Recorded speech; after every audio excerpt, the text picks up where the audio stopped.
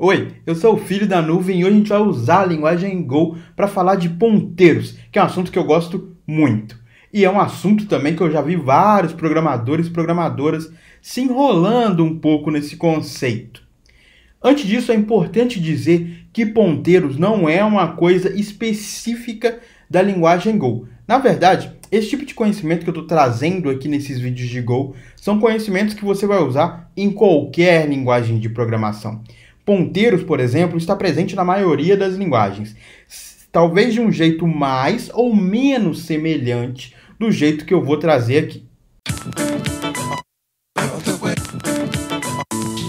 No último vídeo aqui do canal sobre a linguagem Go, eu falei sobre gerenciamento de memória e que quando a gente declara uma variável, na verdade a gente está pedindo para o sistema operacional ou para a própria máquina reservar um espaço na memória RAM. Dependendo do tipo de dado que você declara essa variável, você está pedindo um tamanho diferente para a memória. Mas naquele vídeo eu pulei um assunto muito importante, um detalhe que é muito importante. Além dessa variável, ter um espaço diferente e você guardar dentro dela um valor, cada variável, na verdade, tem um endereço, que é o endereço de memória. Geralmente, endereços de memória são representados como números como esse da tela. Ou seja, endereços de memória são representados com números hexadecimais, números na base 16. Para você descobrir o endereço de memória de uma variável em Go é bem simples. Aqui eu tenho um programa bem simples mesmo, que só declara uma variável de idade int e imprime essa idade na tela. Se eu vier aqui e colocar um e comercial antes do nome da minha variável, o que eu estou pedindo para o compilador, o que eu estou pedindo para o Go é que eu não quero o valor da idade, eu quero o endereço de memória dessa variável idade. Então, se eu vier aqui e rodar meu programa Go, eu tenho justamente um endereço de memória naquele padrão que eu disse do hexadecimal. A memória RAM é basicamente um grande bloco de espaço de memória. Então, a memória ela é sequencial.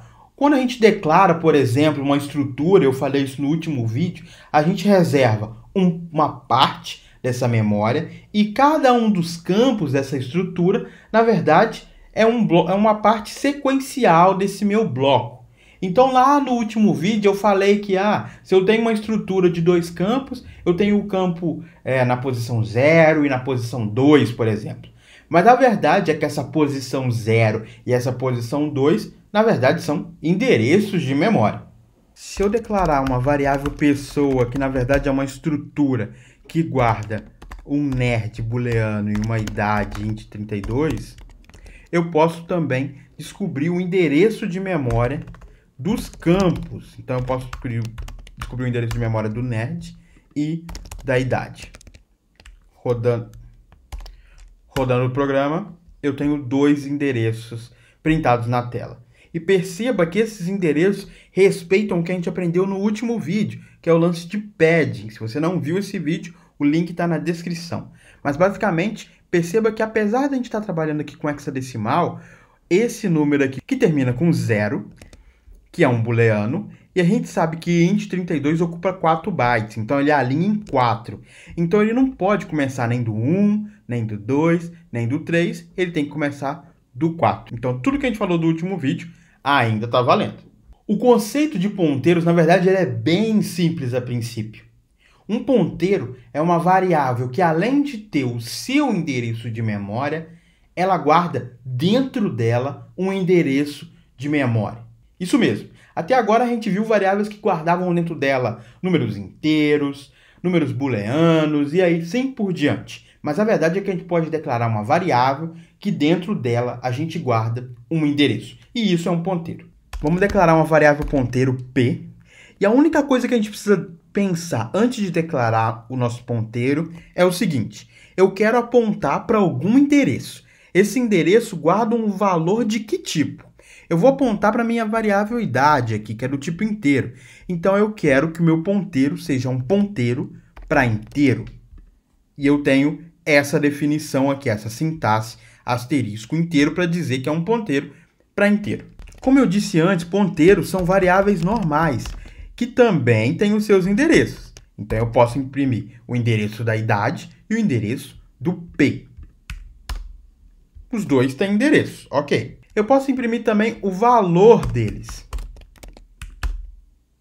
E aí no Go a gente tem um conceito de zero value. O que isso quer dizer? Isso quer dizer que se você declara uma variável do tipo inteiro sem definir qual que é o valor dessa variável, o Go vai colocar um valor para você. Um valor, digamos, nulo. Qual que é o valor nulo para essa variável inteira? É um zero. Qual que é o valor nulo para um booleano? Provavelmente é false. Qual que é o valor nulo para um endereço de memória, para um ponteiro? E aí a gente vem com o conceito de null, ou aqui no Go a gente chama de nil, que é o quê? Eu não estou apontando para nenhum lugar, não estou apontando para nenhum endereço. Então por isso aqui a gente tem zero, que é o zero value do inteiro, e nil, que é o zero value de um ponteiro. Se eu tenho uma variável idade, que é do tipo inteiro, isso quer dizer que eu posso fazer idade recebe 31, porque 31 é um número inteiro. Se eu tenho uma variável p, que é um ponteiro, eu tenho certeza que isso vai receber o quê? Um endereço de memória. Qual endereço esse p pode receber? Qualquer endereço de variáveis inteiro, porque esse é um ponteiro para inteiro. Então, eu posso fazer que p recebe o endereço da variável idade. P é um ponteiro para inteiro e idade é um inteiro. Então, tudo bem p apontar para a idade. Eu estou aqui imprimindo os valores das variáveis e, em seguida, eu vou imprimir os endereços. Vamos ver o que acontece. A gente tem que a variável idade tem o valor 31 dentro dela e a variável ponteiro tem o valor desse endereço de memória. Em seguida, a gente imprime o quê? Os endereços das duas variáveis. Então, esse primeiro valor aqui é o endereço da variável idade, que, por sinal, é o mesmo valor que está guardado no ponteiro. Ou seja, o ponteiro só guardou o endereço de outra variável. Isso é apontar para uma variável. Tá bem, mas enquanto eu estou programando, eu não posso fazer muita coisa com esses valores ponteiros, né? Eu tenho uma variável p que está apontando para uma outra variável. E se eu quiser manipular esse valor aqui da variável idade através do ponteiro? Eu tenho como fazer isso com uma operação aqui que é o seguinte. Eu posso imprimir não o endereço de p, mas o asterisco p, que é um pouco confuso, eu confesso, mas isso daqui me diz o seguinte, me mostra o valor que está guardado na variável que p aponta. Então, se p aponta para algum lugar, eu quero o valor desse lugar. E aí eu uso essa sintaxe. Vamos ver se funciona. Funcionou. O último valor aqui foi 31. Ou seja, a gente viu o endereço de memória dentro do ponteiro, foi lá nesse endereço de memória e viu qual era o valor dentro dele. E qual era o valor? Era o valor da idade. Então, é 31. A gente pode começar a fazer algumas maluquices com isso. Se eu fizer que esse lugar de memória recebe, na verdade, 59, quando eu imprimo idade e quando eu imprimo esse asterisco P, os dois vão ser 59. 59, 59. Por quê? Porque agora eu olhei para o endereço que está no ponteiro, ou seja, eu fui lá no meu outro endereço, mudei esse valor. Só que esse valor era justamente o que estava dentro da variável idade. Então, a idade mudou. Bem louco, né? Você conhece alguém que está começando na linguagem Go ou que se embanana um pouco com essa coisa de ponteiros? Manda esse vídeo para essa pessoa. Quem sabe se a gente não crescer a comunidade de Go em volta aqui do canal, eu não posso trazer mais conteúdo sobre a linguagem. Talvez esteja pensando agora, nossa, essa é mais uma daquelas coisas chatas da faculdade que a gente nunca vai aplicar no mercado de trabalho. Esse lance de ponteiros é muito abstrato e a gente não usa isso no dia a dia. Isso não é importante. Odeio ter que destruir essa sua opinião, mas na verdade, ponteiros é muito importante. E eu vou te dar só um exemplo do poder dessa ferramenta. Imagina que você está querendo criar um programa de lista de tarefas. Por exemplo, como esse daqui. Você pode definir quantas tarefas você quiser e adicionar novas tarefas. Além de adicionar novas tarefas, você pode remover tarefas, marcando elas como feitas. Pensando um pouco em código, em como a gente poderia programar essa nossa aplicação, a gente vai ter que esbarrar no problema de representar essa lista no nosso código. E provavelmente a gente pode usar um array. A gente viu no último vídeo aqui do canal que um array é o quê? É um bloco contínuo na memória. Ou seja, é como se fossem várias variáveis, uma do lado da outra. Se eu tenho lá minhas 5 tarefas, eu quero remover uma tarefa do meio, né? Cada posição do meu array é uma tarefa. Eu quero remover a tarefa do meio. O que eu tenho que fazer basicamente é o seguinte. Esse meu array tem 5 posições, certo? Eu vou remover uma, então eu vou ter um array de 4 posições. O que eu vou fazer é alocar, ou seja, declarar um novo array de 4 posições, e aí eu vou copiar cada tarefa do array de 5 elementos para o array de 4. Quando eu chegar no elemento que eu quero remover, eu não vou copiar, eu vou pular ele. E aí, no final que eu copiar depois de copiar todos os valores, eu tenho um novo array, uma nova lista, com todos as minhas tarefas, exceto a tarefa que eu removi. Parece simples e justo, certo? É uma operação simples. Mas agora imagina que ao invés da gente ter uma lista de 5 elementos, a gente tem uma lista muito grande. Pensa no maior número que você puder imaginar. E eu só quero remover um elemento dessa lista. O que eu vou ter que fazer se eu tiver que aplicar esse algoritmo que a gente pensou agora? Eu vou ter que pensar nessa lista gigante e eu vou ter que definir uma outra lista gigante e copiar todos os valores, exceto o que eu estou removendo. Só que como essa primeira lista, né, ela é tão grande, quando eu tentar replicar isso e criar uma outra lista também muito grande, pode ser que o seu computador não tenha espaço. Pode ser que o seu sistema operacional diga: ei, joguei a toalha, desculpa, eu não tenho memória bastante para isso, eu não sei o que você está fazendo, mas isso não vai funcionar. Desculpa, bro. Pois é, a gente vai ter esse grande problema. E é aí que entram os ponteiros, que é uma forma muito simples de resolver isso, sem ter que passar por esse problema de duplicar, de alocar uma nova quantidade enorme de espaço. Eu vou mostrar isso agora. Vamos imaginar aqui que eu defini um tipo novo no Go, uma estrutura que se chama tarefa. A minha tarefa muito provavelmente vai ter um título, vai ter várias outras coisas que eu não coloquei aqui, mas o importante dizer é que além dessas várias outras coisas, ela vai ter um outro campo chamado próxima, e esse próxima é um ponteiro para uma tarefa. Ou seja, além de eu ter todos os dados da tarefa, uma tarefa aponta para outra tarefa. Então eu posso declarar aqui 3 tarefas, cada uma com o seu título. Depois eu faço que a tarefa 1 aponta para a tarefa 2, ou seja, tarefa 1.próxima é o endereço da tarefa 2. Tarefa 1 aponta para a tarefa 2. Tarefa 2 aponta para a tarefa 3. E aí, por fim, eu só dei um alias aqui, um apelido, porque a minha lista é, na verdade, a tarefa 1. Com isso, o que eu tenho? Eu tenho que cada tarefa foi sendo encadeada em outra tarefa, e em outra tarefa, e assim por diante. Então, eu tenho aqui, por exemplo, meu primeiro exemplo de 5 tarefas, eu tenho 5 blocos, um apontando para o outro. A gente pode chamar isso de uma fila. A gente estuda bastante isso em curso de estrutura de dados. Eu posso trazer mais conteúdo sobre isso aqui no canal. Você pode sempre deixar nos comentários se você se interessar sobre isso. Mas vamos voltar para o nosso desafio. A gente quer o quê? Remover um elemento dessa lista. O que eu tenho que fazer para remover um elemento, uma tarefa do meio dessa nossa lista? Bom, o que a gente precisa é olhar para essa nossa tarefa e fazer ela sair da cadeia.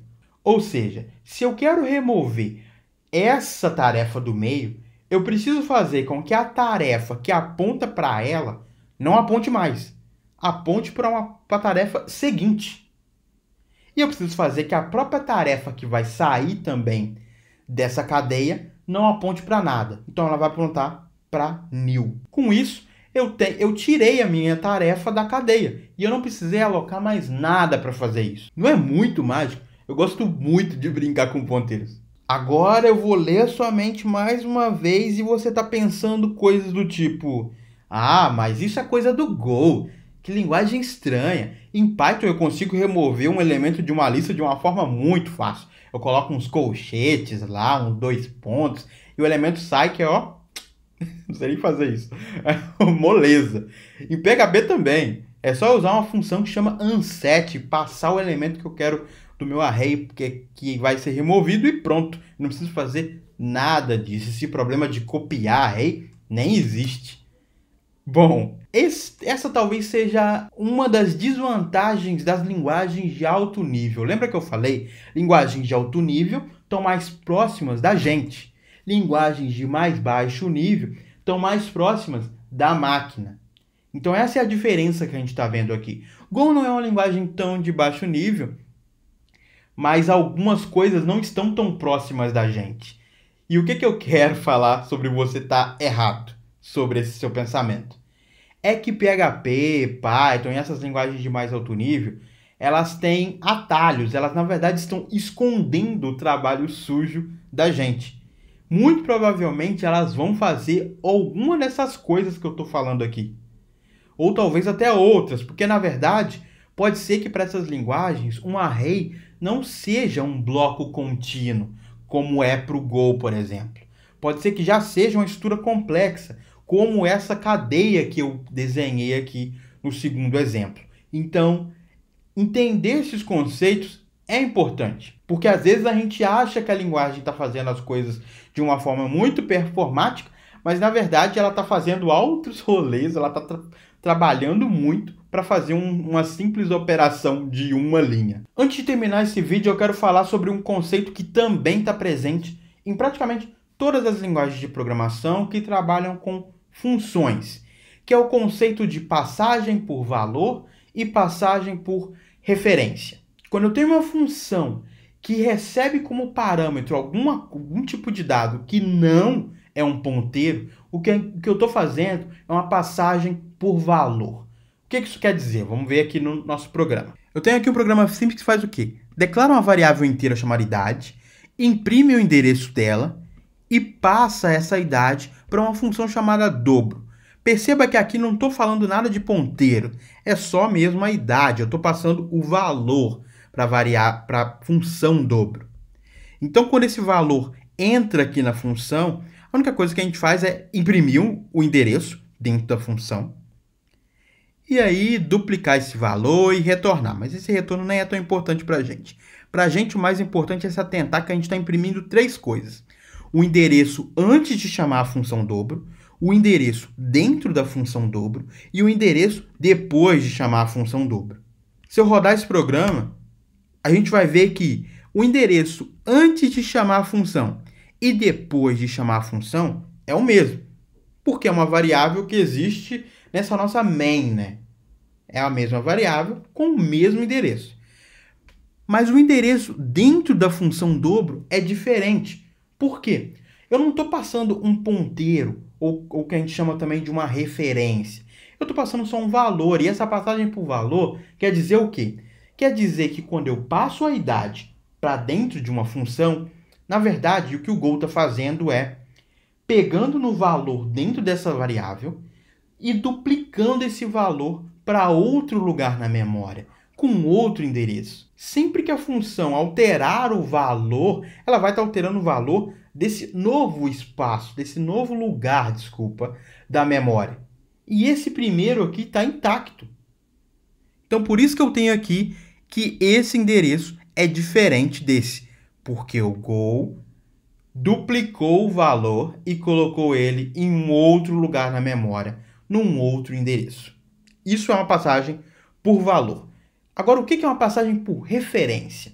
Agora sim a gente vai ver ponteiros sendo passados para dentro de funções.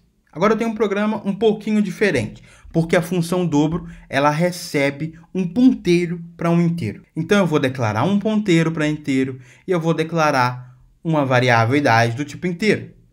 O P aponta para esse endereço de memória da idade.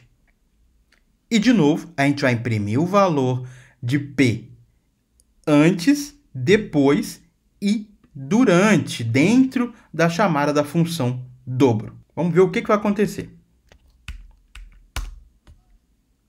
Os três endereços são iguais. Por quê? Porque o que eu estou passando aqui para dobro é o quê? P é o quê? É o endereço de memória de idade. O que aconteceu é que eu tenho uma variável P que guarda um endereço dentro dela. Quando eu passo essa variável para dentro de uma função, de novo, o Go vai fazer o quê? Vai duplicar esse valor para um outro lugar na memória. Só que esse valor é o quê? É um endereço. Então, tanto esse lugar novo quanto o lugar antigo têm o mesmo endereço. Eles estão apontando para a mesma variável idade. Se eu alterar esse valor, apontado dentro da função, isso vai interferir fora da função. E, obviamente, o valor que eu recebi dentro da função é um endereço de fora. Então, é tudo a mesma coisa. A gente tem que tomar um pouquinho de cuidado quando a gente está trabalhando com passagem por referência. Daí você pode chegar numa conclusão esperta. Passagem por valor duplica o quê? Duplica o que está dentro da variável. Isso pode ser uma estrutura inteira, gigantesca. Eu não quero ficar duplicando estruturas sempre que eu passo para as funções. Então eu não vou usar passagem por valor. Eu vou usar sempre passagem por referência. Bom, as coisas na computação nunca têm uma resposta só. É sempre depende. Pode colocar isso na sua cabeça. Então existem pontos positivos e negativos de se usar uma passagem por valor e uma passagem por referência. Uma passagem por referência tem um lado negativo, que eu posso trazer em outro vídeo, mas tentando resumir aqui, na maioria das vezes que a gente usa ponteiros, a gente acaba chegando num problema que é o seguinte. Aqui nesse vídeo eu falei sempre, e no último, eu falei sempre sobre alocar memória, ou seja, reservar espaços de memória. Mas quando que esses espaços são livres? São livres para outros programas usarem eles, né? E esse é um problema de usar um ponteiro. Dentro do seu programa Go, além do seu programa Go executar o que você escreveu, ele precisa cuidar desses ponteiros soltos para decidir se ele vai liberar a memória ou não. A gente chama isso de coletor de lixo ou garbage collector. E, de novo, eu posso trazer isso em outro vídeo, porque aí eu preciso entrar mais profundo no que é uma stack, no que é uma heap, e realmente não dá para trazer isso tudo num vídeo só. Hoje acho que a gente já teve diversão demais. Com esses conhecimentos que a gente viu que de ponteiro a gente pode viajar bastante. A gente brincou um pouquinho com filas, mas a gente pode ver conhecimentos sobre pilhas, sobre árvores, sobre grafos e sobre muitas outras coisas de estrutura de dados que eu posso trazer no futuro aqui do canal. Mas por enquanto, não se esquece de deixar um joinha se você gostou desse conteúdo, se inscrever e ativar o sininho para ficar sabendo quando esse conteúdo de estrutura de dados vai chegar. E a gente se vê no próximo vídeo aqui do canal. Tchau!